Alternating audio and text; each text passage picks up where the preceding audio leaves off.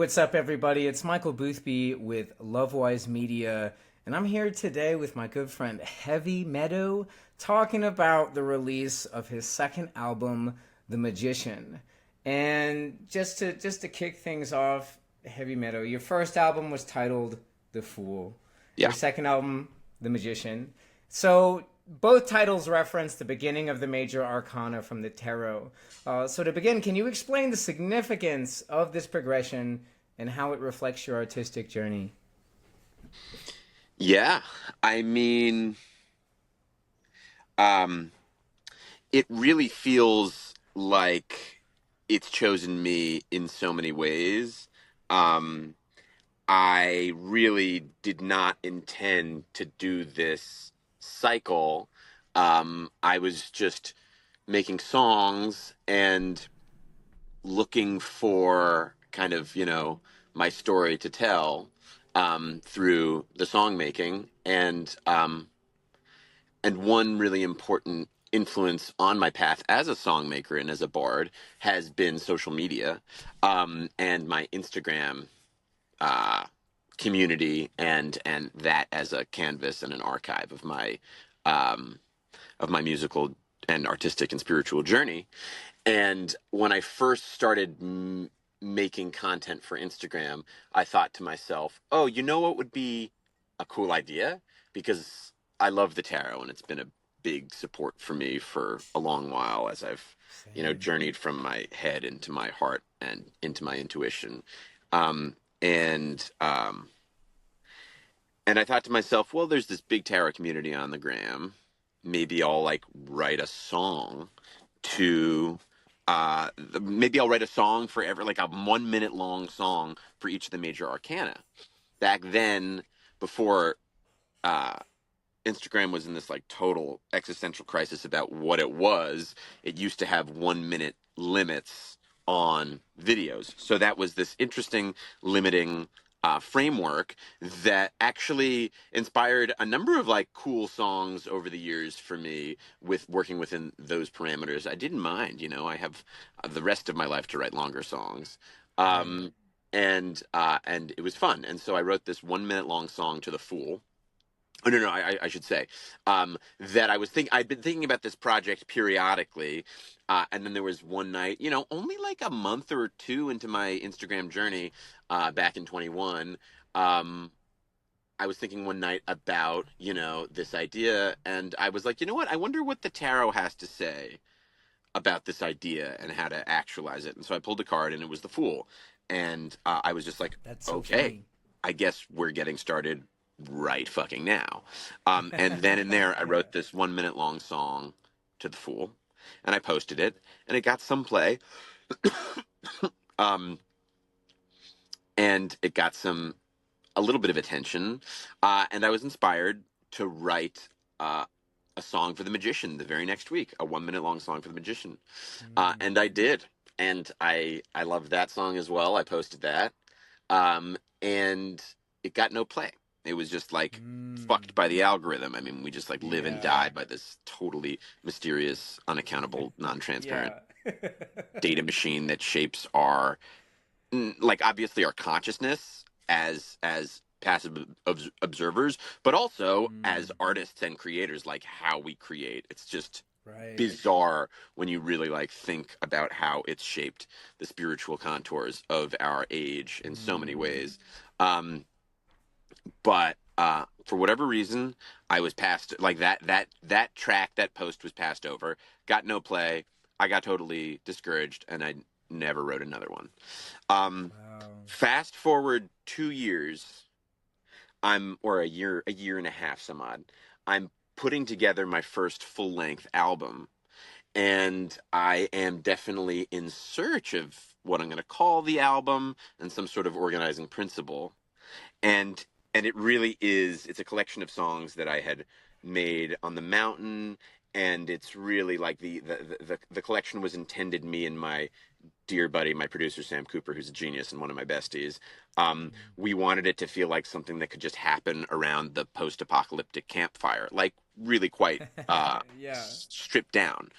Um, and um, and so I again, it was like winter, and I was like in search of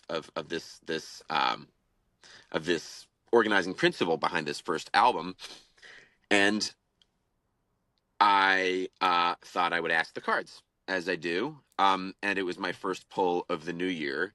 And once again, boom, I pulled the Fool. And I was just like, oh my God, Yeah. I need to name the album The Fool. I need the Yeah. final song to be this 1 minute long song that I love.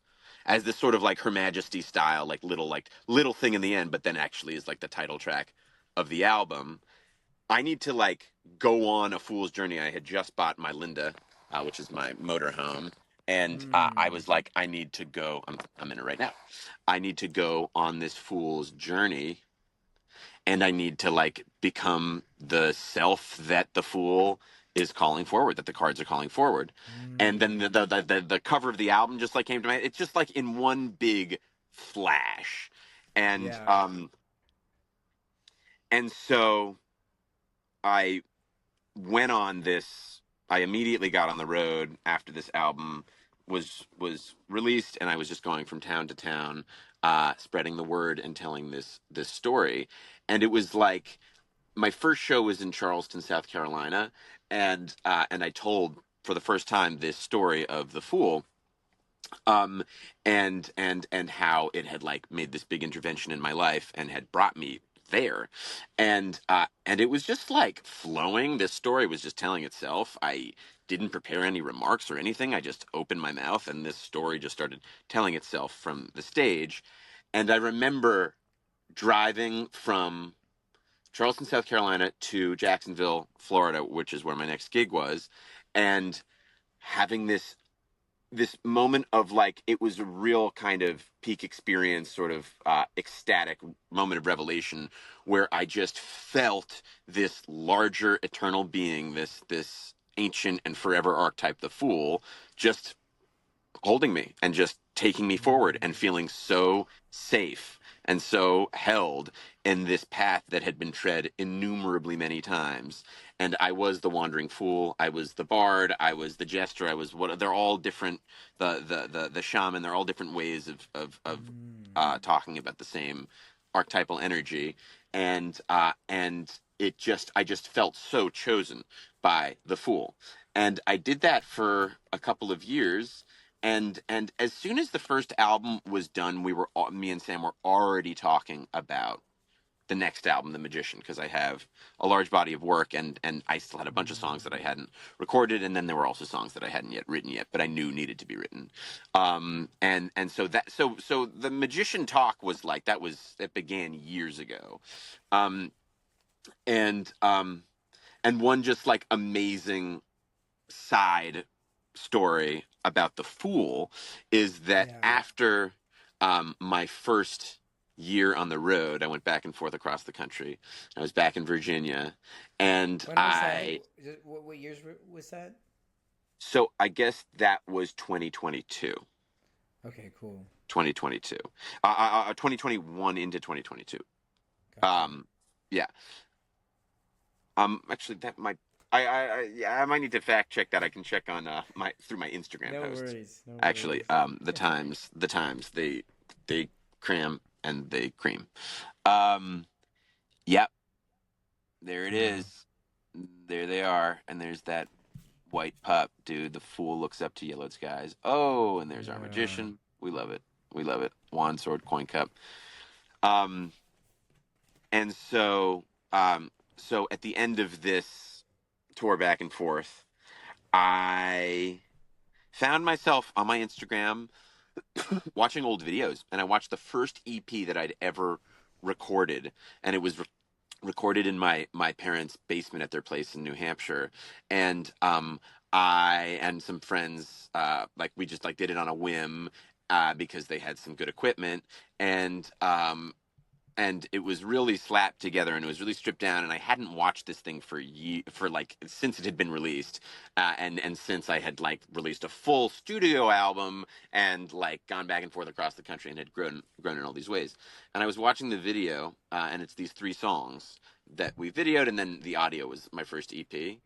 And in the background, of these videos in this darkened basement. You can still watch them on my Instagram. There was this medicine bag that Ooh. had the Fool on it this big. And I remember just it was a totally just like whim decision. My friend had given me that bag years before, and we were trying to just vibe up the space a little bit, light a candle. I'm like, oh, I've got this like random Fool bag. I'll just stick that in the background. Didn't think twice about it. Then here I am years later and seeing the Fool leering at me in the background of all three of these videos. It's unmistakable. It's like the only set piece in the whole production is this Fool. And I was like watching it on my Instagram, and I got these chills just coursing through my body, remembering that moment where I decided to put the Fool in the frame, and just realizing, I thought that I had been using the Fool to tell my story. And Mm. and I had been, but in equal measure, the Fool had been using me to tell their eternal archetypal story that they tell again and again and again and again. So that was the real sweet capstone with the Fool, and it was such a blessing to be held in that surrender and in that forgiveness and in that space that the Fool affords. Because the Fool says that there is no mistake, there's just play, there's just learning, there's just Yeah. growth, there's Yeah. just there's just change in presence. There's no right or wrong. We're just fools. And at the feet of so great a mystery as that of being, there's not really like that much to say. Like we're all just children, you know? Right. Um and that was such a blessing as I was beginning this path as an artist, because I had just not identified as an artist for most of my adult life, and suddenly these songs started pouring through and there was no refusing it, and it was scary because I had to change my whole fucking identity. And like I worked in How the old were you when all this happened, and what were you doing before you became a musician, before you became Heavy Meadow, the Wander Bard, yeah. of the 2020s? Yeah. um I I was running an organization that I still run, actually, to this day. It's my day job. It's called Group Muse. And what we do is we put together classical and jazz music gatherings in living rooms around the country. And I started Group Muse in 2012. And I have been doing it ever since, this project to build beloved community in these meaningful ways that connect to the ancestors and that keep us telling these musical stories, and hold us together through the ages.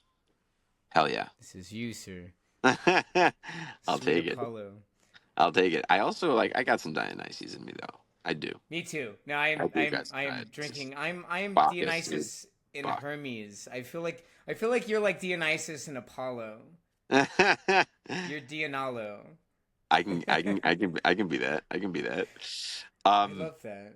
Go ahead. but so yeah, so this is how I had been spending my years as an organizer, a community organizer around. At the time, it was just classical music. I'm personally obsessed with classical music. It was kind of like my first really serious spiritual path. Really? Yeah. As a listener, I don't play it. It's beyond my When did capacity. you get into classical music? How old were I you? was yeah, it was December of 2008. And I was Really? yeah, I was in my then very, very dear friend. We've since gone in different directions, but my then best friend, I was in his basement, and he's a cellist, and he was working on Beethoven's Grosse Fuga string quartet, is Opus 133. And Mm. it is like such a gnarled and visionary work, and it was so different than anything that I'd thought classical music was. It's just like broke something loose in my brain, and I was like, I need a recording of that. And I he burned me a CD, and I listened to it every day that song, that piece rather, that movement really in particular, just every day for uh, many times a day for just like weeks, and it changed my brain Wow. chemistry forever. And I just became an overnight evangelist, and I still to this day. I mean, I, I, Hmm. there was a weird thing that happened when I got really into classical music. I disavowed my life as a musician, and I'd been in a band in high school, and I had been a songwriter, and I'd really loved it, and I'd thought that I was good at it. But Really? then, yeah, but then, and actually, I even have like a really early album on, yeah, on What's it called? Spotify. What is the It's called No One's Home by the North Pole, North and Pole? yeah, the North Pole is the band, and the album's called No One's Home, and it was a band. It was my high school band, and we were awesome. And I wrote most of the songs on the album, but there were a number of really great songwriters in the band,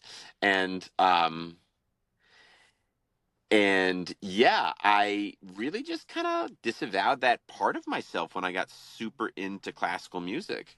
And I was like, Hmm. no, I'm a classical man, and if I can't play it, my calling on this earth is to champion it. And so Group Muse evolved from that impulse to want to bring more people, to light up people's inner worlds through these ancient vibrations. I mean, I really do think Yeah. that classical music is extremely esoteric and mystical as fuck. I mean, you're using Yeah. this inscrutable like cryptic language that only the initiate can read.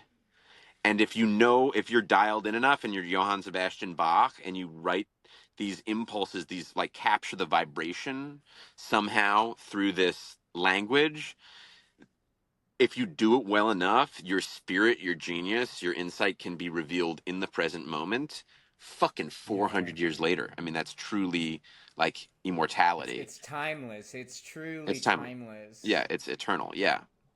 Which that's so Apollo, it's he's all about the refining light of beauty and harmony which inspires the high arts. And that, I think that's something that's so beautiful about classical music, cuz compared to like the music that I write, like my music's very Dionysus. It's very raw, it's very emotional. I would not call it high art because Yeah. it's missing that nuance, but there is that element of just invoking the divine with classical music, Yeah. that is so beautiful. It is so beautiful, it is so potent, it is so powerful, and it became, like I say, at the time I still identified as an atheist, but what was happening was spirit was working through me, and I had this Mm, work to do in the vibrational, in this like vibrational realm, of this like these musical ideas and insights that had been shared through the ages. And I didn't realize at the time, I mean, I was secular, and I had secular ways of talking about why classical music was right. so good, but like it all kind of falls short. I mean, it's the language of spirit, Yeah. is music. Yeah. Um, Yeah. and so anyhow, I was doing that work, and I disavowed my own music making for a decade. And then I Really. embarrassingly, yeah, I did not make music, and I did not identify as a musician. And I mean, part of it was that like Wow. literally I was building my business around like the best young classical musicians of their generation. So like I just couldn't, I don't know, Yeah. it was like Like I who am couldn't, I? Who am I like to who am put I? myself in that? Right. Right. And it didn't even occur to me as a question. I didn't even have like a moment of doubt. I was like, "Oh, that was a waste of time back then." Like I'm an impresario and an entrepreneur and a community builder, and this is how I do it. Mm. And like these are the geniuses, the musical geniuses that are source in the room. What just happened? You got some fireworks. Exactly. Okay. These are the I can't. geniuses in the room, the Yeah, dude, sages, I can't. exactly. I'm not complaining. Um but But yeah, so that that was my MO, and then embarrassingly enough, it was at Burning Man. And I'm embarrassed. I mean, I am a lifelong burner, but I do think like Burning Yeah. Man is like it's like a little bit eye roll at this point.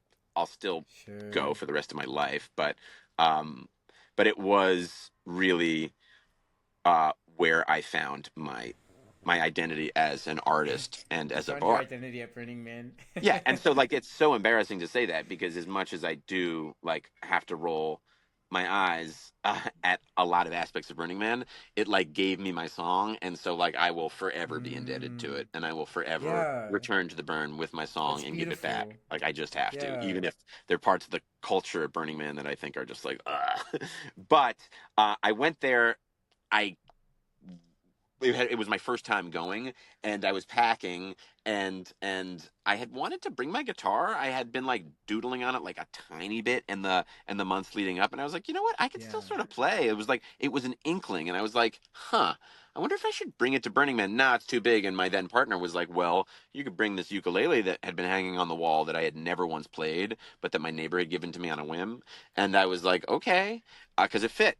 And I brought this Right. ukulele, and Burning Man was just so fucking lit, and everything was so Yeah. like just like popping off, and the culture was all about the cultural currency was all about creative expression.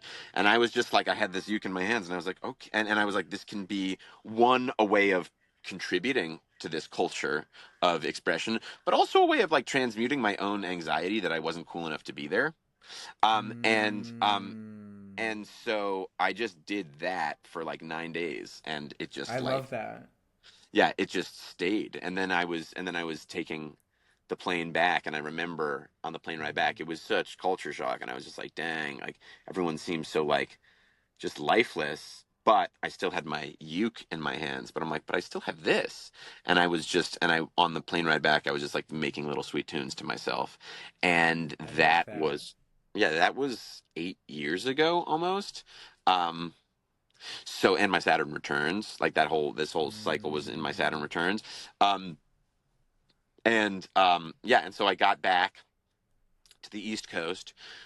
Right thereupon, I moved to a spiritual community in West Virginia, and I oh lived there wow. for 3 years. And that was at the same time I was developing a real, like, it was a mystery school, and I was developing this vocabulary for the divine and the Yeah. transcendent that I, as an atheist, was like growing up an atheist was like just unfamiliar with. And it was at the same time that I was like my musical practice was really deepening, and it was also at the same time Mm, that that my eco spiritual practice, my practice as a barefoot mountain person, was developing. It was all the same period where I just like fell completely and forever in love with the mountains, and I just like identify as an ecosystem, more like a mountain meadow more than anything else. yeah, I um love that.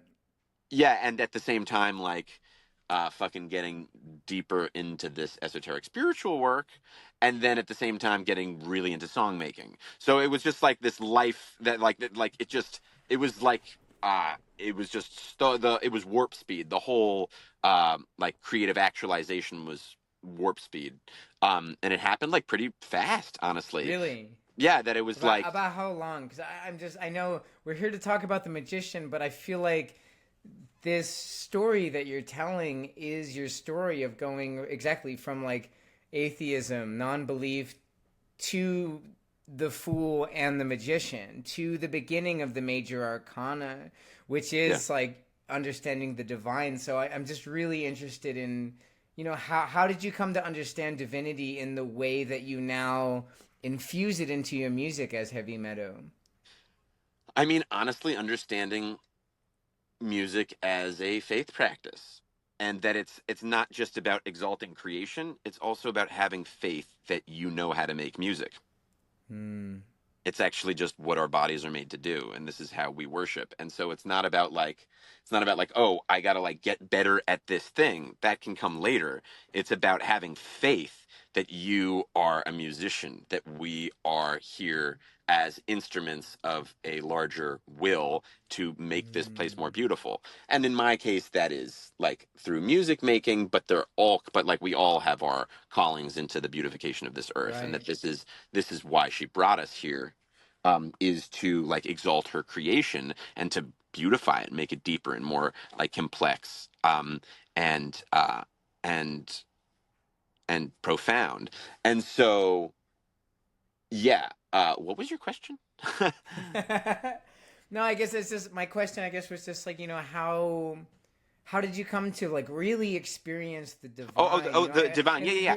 Really No, a no, it was direct right. The experience, direct which experience, really took you from atheism, non-belief into, oh wow, there is dude. a bigger power here, and I'm just a 100%. vessel of it. Yeah. Yeah, yeah. I mean, the embodied act was going up in the mountains after a barefoot hike, or like at the mid in the at the high point of a barefoot hike, and just like literally like opening my mouth and like freestyle and songs just come out, and I'm just like I don't know what's happening. It's just fucking happening, and just like having faith that we are born to be channels, and that we are channels, and that's like Yeah. the unique thing about human life is that we are this interface between like that world, that eternal world, and this like earthly realm, and that when we are in a creative pursuit, that's what we're bringing through the eternal realm, and enriching this earthly realm through these, yeah, this insight into that like realm of pure beauty, or whatever the fuck you want to call it, God, the city of God. I don't know what you want to call it. Yeah. Platonic, the realm of the platonic ideals. I mean, it's like there are a lot of ways or just the archetype. Yeah, yeah, that the world of the archetypes, whatever. Um, but Sure. um, but so it was a very much so embodied experience of the divine. But it was also like, yeah, I mean, I just got very blessed. I mean, Gurdjieff is one of the great geniuses in history, and Gurdjieff? Gurdjieff is the guru, the master, the spiritual master, who founded the school that my spiritual community was based in. Oh, And cool. G.I. Gurdjieff, he really, really like fascinating figure in 20th century spirituality, like totally singular and beautiful and amazing and deeply problematic, like all the dude gurus were and are. And Yeah. um, and yet he just like changed my life and really gave me the Mm. tools to build a spiritual self. His whole to be super brief, his premise is that human beings are distinct because we're three-centered beings. We have a head center, a heart center, and a body center, like a somatic center. And that the problem is they're supposed to be like well calibrated and in right relationship, but the problem is we're like all way, way, way too in our heads, and Mind, yeah.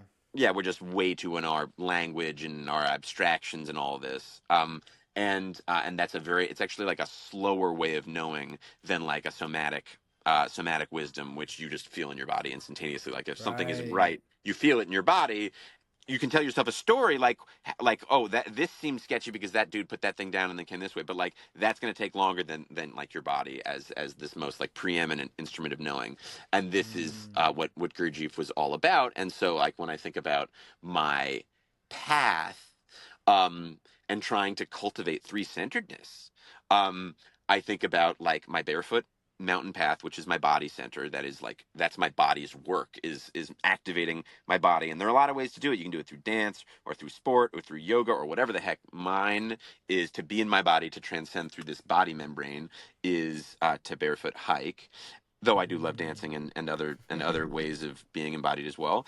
Yeah. And then my like emotional center, the way I like satisfy and meet myself there, is through the song making, which I have my own whole like thing about how like the song, and actually the last song of the album, Words Back to Sound, is about how the Yeah. song, yeah, the song blends together the realm of the head and the realm of the body, and it's in that blending is where the heart center is, and so that's my musical practice, and then my head Mm. centered practice is like whatever. There's plenty of that already going around, but I love to read, and like reading history and reading spiritual texts, and what um, has been how I've like kind of satisfied and expanded that, my head Yeah. center. And so anyway, the Yeah. point is like that's like I got some really good um, guidance, from Gurdjieff, from these old mystics who've been carrying forth this tradition around how to connect to the divine, and Right.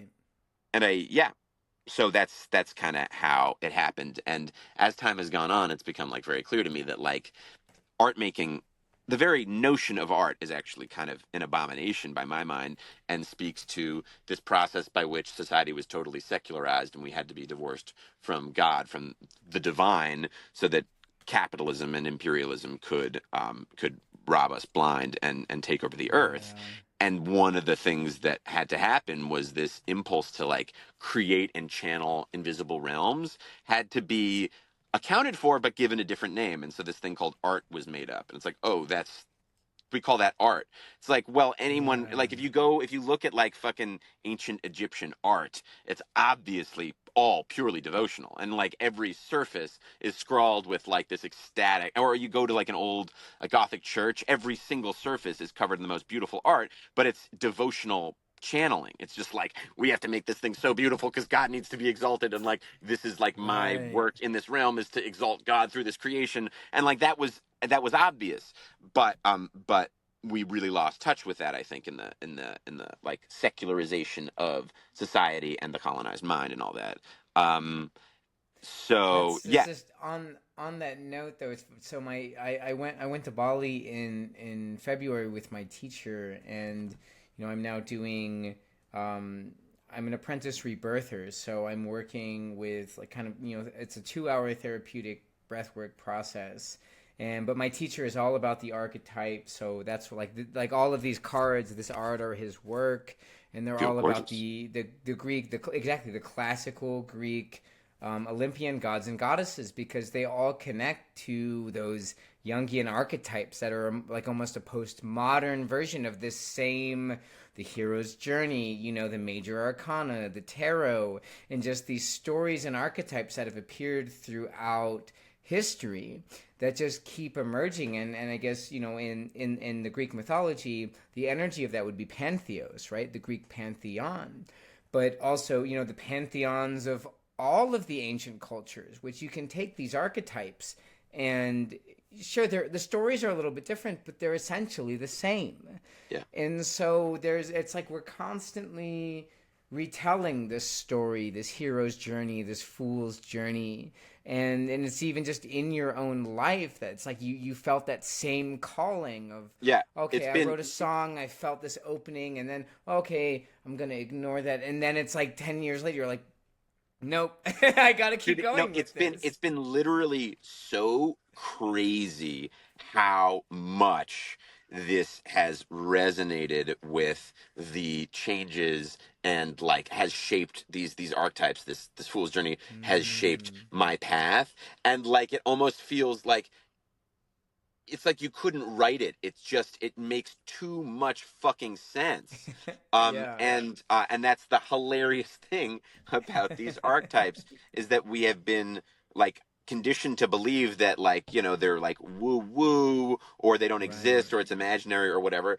But like it's the earthly realm itself that is the thing that's in perpetual change. The mountains themselves are like Mm, eroding at a scale that we can't witness because our lives are too short, but like everything is decomposing and becoming something else. So like this earthly realm is the one that's much more sort of like um that's arguably less real. Like the physical objects that you yeah. see in front of you are less real than these archetypes, which don't go anywhere. This fucking phone that I'm speaking through will Right. one day be dust again, but the fool will Right. continue to reign. Exactly. And Exactly. and I think that like the realness there is so is such medicine in a world where everything is like is so fake and ephemeral. Curated.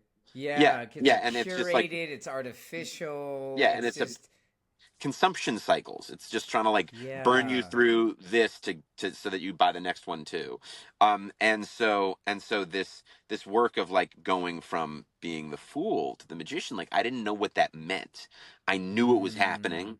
I knew it was in the future, but what would the magician mean? And what it's ended up meaning is thinking about the fool as this wandering fool, and the ukulele being the fool's best right. friend.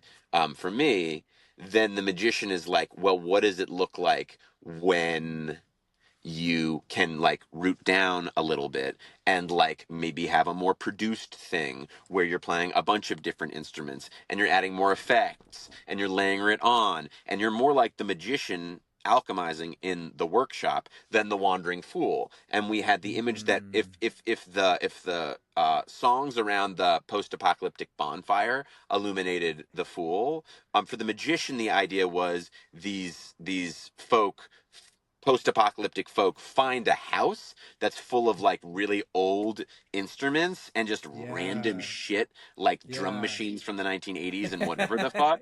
And Yeah. like what happens if you like ground down in a place and like just try to like build something that's more layered, that's not about like just wandering on to the next place too. And then at the same time, it was like my life was calling me to Los Angeles for a number of aligned reasons. And when I got here, it was when I got serious about this magician release, and I finished it up, and I released it a couple weeks ago, having been here for 6-7 months. And we did this magician release album release party, and that was so great. Like I had a number of other musical acts, and everyone was just amazing, and it was the best fucking night ever. But for me, Oh. it was about more than just an album release. It was this archetypal changing of the guards, and it was like I'm actually putting those wandering years behind me for the time being, and I'm ready to devote my. I mean, I'm telling myself I'm ready to devote my 30s to Los Angeles to really Mm. make an impact through my art and through my community building work here in this fascinating and very powerful place. Um, and um, and so that night it was just so crazy that it was just like clearly this is magician's work, is like grounding down in place, having arrived, having like all these like friends and all this alchemy that was already underway, Mm. and feeling like okay, now I can truly like be in my magician phase, and I don't know exactly what it will bring, uh and I didn't know what the fool's phase would bring, but I'm in it now, and like, yeah, the alchemy is definitely underway, and it's happening, and it's happening fast. So, um, yeah, and the songs are like a representation. Um, like the work that I do with the songs are a representation of that, like sort of, uh, yeah, that longing to alchemize. Mm. Which I mean that's what the magician is all about, right? The magician is the fool coming into the form, right? And now seeing all the elements and taking all the tools and using them to make Yeah. something. So just that act of even creating the magician, which I want to talk about that more. Like, can you walk us through your creative process for the magician? You know, and how did you approach writing and recording this album compared to The Fool? Well, a lot of the songwriting came from like a fairly similar process as The Fool, and there were songs on The Magician that could have been on The Fool. I just decided to use these songs instead. I have like this body of work that I was drawing upon. But then of course in retrospect I'm seeing that like no, everything that was on The Magician just like that was exactly right, and everything that was on The Fool was exactly right, as it always fucking goes. Um Sure, and sure. um and so and there were also a number of songs and like arguably, I don't want to say favorites, but a lot of the songs that are dearest to me on the album were written post the Fool's release, and so like I knew that they were Mm. going to be for the Magician when I was writing them. Um, Which ones are your favorite? I mean, Just to it's let the fans I know. really it's hard to say. I really love they really all mean the world to me, but I Right. do think that Everything Is Coming Down is probably the best song I've written. Mm. Um, and I think that, yeah, I mean, Skies Are Tired, Everything Is Coming Down, But for Grace, and Stolen Silver were all written post Fool, and I think that you could definitely make the argument that those are the four, and Words Back to Sound. And I think that you could, yes, Words Back to Sound as well. I think you could definitely make the argument that those are Mm. the five best songs on the album. Um, but Mm. um, but in any event, um, that was like my songwriting process. I've definitely like, which may honestly stands to reason. It's just like it's a craft and it's a practice, Right. and I have gotten a lot fucking better at it. And I like Yeah. tend to feel like my most recent song is my best song. That's basically how it is, you know, because I'm really, I don't believe in this like, oh, creative, like, oh, I had my like creative spring, but now that's behind me. No, it's like it's a practice. Right. You just show up for it and have faith that you're a music making entity, or that's what I do. I'm a poetry making entity and I'm a music making entity. And if Yeah. I set the container, like that's what I flow into, just like water settles at the bottom of a vase, you know? Um and um and so um that so the songwriting process was like, I mean, there's so much that I could say about the actual songwriting process, and it's different for every song and there are common themes, but it was like the that was largely similar between the Fool and the Magician. What was really different was honestly my relationship with Sam Cooper. When we made the Fool, we had just met each other, and we made the Fool Mm. around. That was like what made us friends. We connected in at the farmers market in Poolesville, Maryland, which is one of the absolute loveliest small towns in the world. I just love Poolesville, Maryland, and we connected immediately. And he recorded stuff, and I'm like, oh, I'm trying to record stuff, and so I went on over, and we were just like insta besties, Oh. and recorded this album, The Fool, and I loved it so much.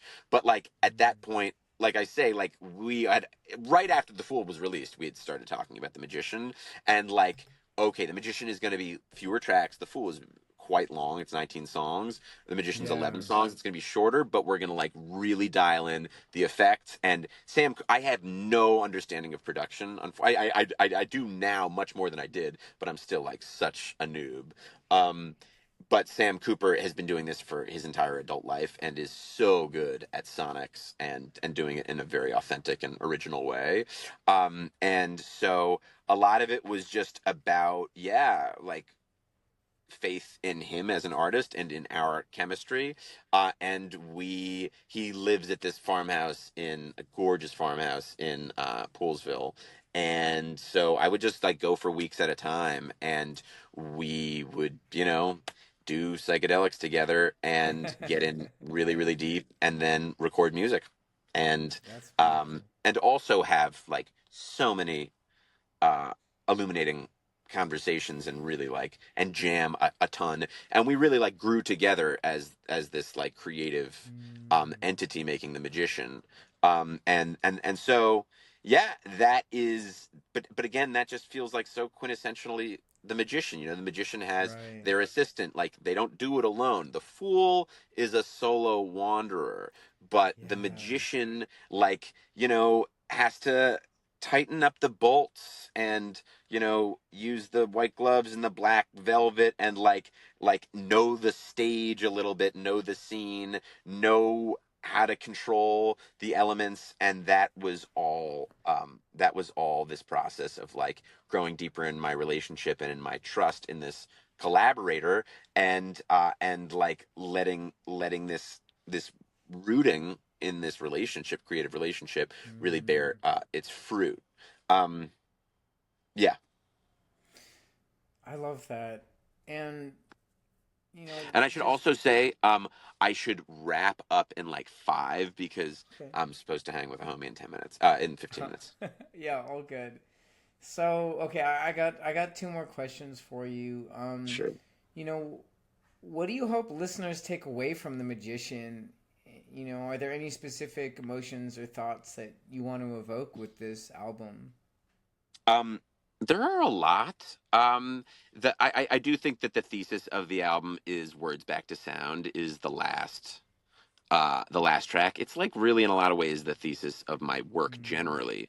This idea that music is the one solid ground, that words, the meaning of words, those are passing. We put way too much emphasis in our labels and our identification, and we get words confused with reality. And what's magical about song is how song marries the word back to vibration, and that there was a time before the written word, before words could be abstracted out, and put on a piece of paper, and treated as though there's something that exists beyond the speaking of it.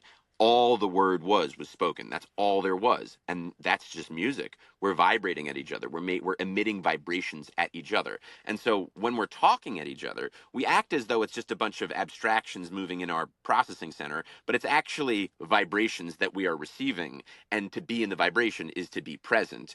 And what's so powerful about song is what you're saying is, yes, words are vibration, and let's bring intention to this vibration. Let's make the vibration dance for you. Let's give it contours. And so the power of song is really about, yeah, returning to this present world and getting out of our heads and out of our abstractions and our identities and our like identifications and our labels and et cetera, et cetera. So that I think is really something I would love for people to take away. I also would love for people to feel that connection to the Green Goddess in listening to my songs, especially Stolen Silver. But really, like, all of it is a prayer to the earth. And maybe my biggest fan, this like amazing young person, she's I think 17 now, Brabble. She like found my stuff on TikTok, and she's just like such a super fan, and she came to see Oh. a show that I played in Virginia, and what she said to me was, when she first found the Fool, she lives in, I think, like, yeah, outside Winchester or something. Mhm. She's like, when I first found the Fool, I would listen to it like every day and go out into the green of my neighborhood and just like sit next to the trees and sit amongst the green growing things and just feel all this green energy moving through my body and all of this like life force that I was just a part of in listening to your songs. And it was the first time that I had ever felt that way about the earth. And when she told that to me, I was like, Brabble, you have no idea how much that means to me. Like, this is Mm. why I do it. It's because it's the earth's calling. It's a way of exalting her majesty and her depth and her genius and her glory. And so I just want us to all remember that we are that. Like, we are that. We are the earth. We are her speaking. And yeah, so that's like the larger reason why I write songs at all, is is Yeah. love songs for the earth. um and then other than that, like, like, there's a lot of weird stuff happening in the poetry, that I just want to honor the light and the dark. I just want to Mm. honor the both, the Apollonian and the Dionysian, and Yeah. to just like have like, I'm really really serious about the poetry, um and like it means the world to me, but I also want the song to really rock. So yeah, um I guess that's what I'll say for now. Apollo, Dionysus, the Fool, the We got them Magician. all. We got them all. I love it. I love it so much, and I was so blessed to last summer be able to drive out to West Virginia, film your set out at that farm, and I'm pretty sure you played the Magician just in Pretty its much. entirety, Yeah, I think I did. and it's just one thing I just truly love about your live performance is your ability to blend these really heart centered folk songs, these anthems, with the storytelling behind them as well. And it's like you truly do embody the fool and embody the magician, as this wandering bard, a gift to the 2020s, to the United You're States of so kind. America. You're um, so and kind, my and friend. it was so wonderful. And so my final question is, on the release of this album, where can fans catch you live this summer? And what's next for you? Are you starting to think about songs for the High Priestess? um Yeah, really good question. The High Priestess will find me when she does. She'll Mm. she'll she'll she'll choose me when she does. I am going to bend a little bit to the algorithm and the industry, and I'm going to enter a phase where I'm like releasing singles for a while, Cool. because just knowing knowing, having seen in my own work, like when you release a single, it gets so much more play. The algorithm Really? really, really does not like albums. The Oh, algorithm that's a hates albums. shame. It's Because I love such a fucking albums. shame. Oh, That's a shame. it's the immeasurably more Uh, meaningful expression. But I did my first two albums, and they mean the fucking world to me. And I still listen to still listen to The Fool. I still I love that work as well. mm, Um, and um, and so I've got those two albums, and I'm going to enter a phase of like, yeah, singles for a while, and then the High Priestess will choose me, and I don't know when and how she'll do she'll it, let you know. but she'll let me fucking know. I've got Yeah. no worries, no qualms about that. And I have a few songs that I'm quite sure are going to be on it as well that didn't make the first two albums, but like maybe my one of my most important songs to me over the years. I had been kind of keeping for the High Priestess. So that's one thing. Um, and then over the summer, I'm gonna be playing at Beard Fest, which I can't wait. I am doing a set, but I'm also gonna be the wandering bard there, just like going around with my instrument Yes. and just making music with whomever, sharing songs at any time. Yes. And that'll be super super fun. Then I'm playing the Flower Punk Festival, which is the next weekend outside Philly. I think Pottstown, Pennsylvania. And I haven't yet booked them, but I am definitely coming to Richmond to hang with the Richmond homies for sure. Um, Hell yeah. and I don't know exactly. I'm gonna ask one of the Richmond beloveds One to of the host me for a homies. show. One of the homies Yeah, to host me for a yeah. show. So I'll be doing that. Probably play a show in Northern Virginia as well. So if you're in that corner of the world, Mid Atlantic, you can see me there. Yeah, I've got if you're on the West Coast, if you're in LA, I'll be playing. I've been actually just really busy with the release and also group music organizing work. But this coming fall, the two will really. I'll really bring the two together. I'm going to be gone for most of the summer, but I'm really going to bring the two together, my Mm, group music organizing work with my Heavy Meadow magician work, because now I mm. finally have like a big community of hosts and I can play really regularly in town. Um, and so yeah, so definitely stay tuned for that. And yeah, and then as ever, honestly, I ain't lying. Like my fucking Instagram means the world to me. So Yeah. if you follow me at heavy underscore meadow underscore, like I'll take good care of you. I mean, Yeah. I can't like as icky as it is. At the same time, like I say, it has shaped my path, and like I just put so much love and care into it, and I You really do. want it. Yeah, I really want it to be, yeah, a blessing for those who are scrolling. I do.